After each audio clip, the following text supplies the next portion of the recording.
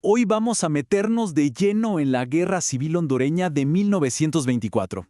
Miren, este es uno de esos conflictos que a menudo se quedan en la letra pequeña de la historia, pero que, ¡wow! De verdad que marcó un antes y un después para toda Centroamérica en el siglo XX. Y para empezar, fíjense en esto. ¿Cómo le llamamos? ¿Revolución? ¿Guerra civil? ¿O fue solo una crisis? La verdad es que ni en esa época se ponían de acuerdo. Y bueno, que no haya una respuesta clara ya nos da una pista gigante de la tremenda confusión que se vivía.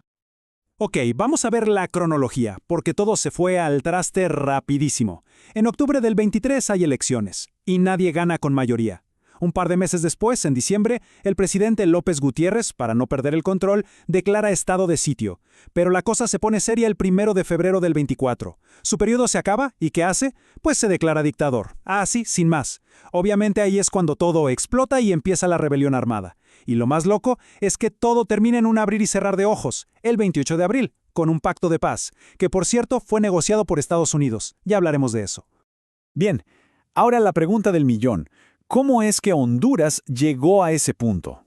Para entenderlo hay que imaginarse un polvorín, una caja de pólvora que llevaba años llenándose. O sea, esto no fue algo que pasó de la noche a la mañana, para nada. Las raíces del problema eran profundísimas. Si hay una palabra que define toda esta época es esta, caudillismo. Y hay que entender bien qué significa. Olvidémonos de los partidos políticos, con ideas, con plataformas. No, aquí lo que importaba era la lealtad a una persona, a un líder fuerte, a un caudillo. El poder no estaba en la ley ni en las instituciones, estaba en las armas y en la lealtad ciega a ese hombre. Y claro, esa cultura de conflicto tenía su propia receta. Pensemos en los ingredientes. Primero, partidos que eran básicamente clubes de fans de un solo tipo. Segundo, nepotismo por todas partes, o sea, puros favores para la familia y los amigos. Tercero, cualquier problema político se arreglaba con plomo, no con palabras. Y si a todo eso le echamos encima unas instituciones gubernamentales súper débiles, pues listo, teníamos la receta perfecta para el desastre. Pero esperen, que a esa mezcla explosiva todavía le faltaba un ingrediente crucial. Porque esto no era solo un pleito interno. No, señor. Había una mano extranjera muy metida en todo esto, y me refiero, claro, a los reyes del banano y a la famosa diplomacia estadounidense. Y aquí es donde la trama se pone buena, porque aparecen dos personajes estadounidenses que son clave para entender todo. Por un lado, Samuel Seymour, nada menos que el rey del banano, un tipo con un poder económico brutal. Y por el otro, Franklin E. Morales, el enviado oficial del gobierno estadounidense. Y como vamos a ver, los intereses de estos dos chocaban de frente. Fíjense en esta contradicción porque es tremenda. Por un lado, tenías al gobierno de Estados Unidos con su discurso oficial de queremos estabilidad, respeten los tratados, mandando diplomáticos. Pero por el otro lado, tenías a las empresas bananeras, a las que solo les importaba una cosa, su lana, sus inversiones. Y su método, pues mucho más directo. Le daban dinero y armas al caudillo que les garantizara el negocio. Un juego a dos bandas, clarísimo. Y si alguien todavía duda de hasta dónde llegaba la influencia de Estados Unidos, que vea esto. ¿Saben dónde se firmó el acuerdo de paz? No fue en un palacio, no fue en el Congreso, fue a bordo del Milwaukee, un buque de guerra estadounidense. O sea, la imagen es potentísima. Los líderes de Honduras decidiendo el futuro de su país bajo la sombra de los cañones de un barco extranjero. Ok, pero la historia no es solo de caudillos y de intereses extranjeros. En medio de todo ese ruido de sables y de negociaciones, empezaron a surgir otras voces, unas voces muy inesperadas. Vamos a ver cómo algunos grupos se convirtieron en protagonistas, pero luchando con la pluma, con las ideas, y no solo con fusiles. Y aquí viene para mí uno de los grupos más fascinantes y contradictorios, la élite médica del país. Piénselo, los doctores, la gente que debía curar y construir una nación sana, terminaron siendo actores centrales en una guerra que la hizo pedazos. Es una paradoja tremenda, de verdad. Es que es para no creerlo. Con una mano, estos doctores estaban literalmente construyendo la salud pública del país, creando programas de sanidad, estudiando la mortalidad infantil, hasta colaborando con la Fundación Rockefeller. Y con la otra mano, estaban metidos hasta el cuello en la política más dura, liderando bandos, siendo candidatos presidenciales y sí, también dirigiendo ejércitos en la guerra. O sea, destruían el país que intentaban sanar.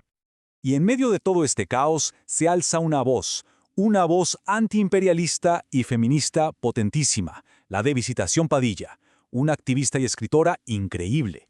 Fíjense en la fuerza de esta frase que escribió: Es criminal el odio a nuestros soldados, porque el soldado hondureño es el defensor de nuestra autonomía. ¡Qué manera de darle la vuelta al discurso!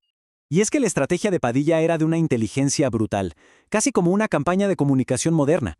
Ella no le hablaba igual a todo el mundo. A las mujeres las llamaba a la acción, a ser símbolos de libertad. A los jóvenes e intelectuales los motivaba, diciéndoles que eran el nervio de las grandes causas. A los soldados, sin importar de qué bando fueran, los trataba como defensores de la patria. Y a los políticos que se vendían a intereses extranjeros, a esos los exponía sin piedad, llamándolos traidores. Y a ella no le temblaba el pulso, ¿eh? Le apuntó directamente al pez más gordo, al enviado estadounidense, Franklin E. Morales.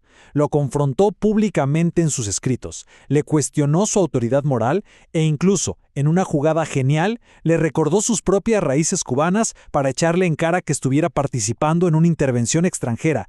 ¡Qué valor! Bueno, hemos hablado mucho de política, de caudillos, de intereses, pero al final, ¿cuál fue el costo humano de todo esto? Ahora vamos a ver las cicatrices reales, las que le quedaron a la gente común y corriente. El impacto fue devastador. Las escuelas cerraron, la sociedad se partió en dos, y el sistema de salud, ese que los mismos doctores soldados estaban ayudando a crear, pues se vino abajo, completamente abrumado por la violencia. Para que nos hagamos una idea de lo que significó esto en el día a día, miremos un solo número: 2046. Ese fue el número de pacientes que atendió un único hospital, el principal de Tegucigalpa, en el año fiscal de la guerra. 2046 personas, la mayoría con heridas de bala y machete, en un solo hospital. Y el resultado es escalofriante. Miren las cifras de mortalidad en ese mismo hospital. Durante el año de la guerra se disparó hasta el 13.5%. 13 de cada 100 pacientes morían. Pero vean qué pasa después. Al año siguiente baja al 5% y al otro a menos del 3%. No hay duda, la guerra estaba matando a la gente a un ritmo brutal. Y aquí viene lo más triste quizás. La guerra no terminó con un desarme, con una reconciliación. No.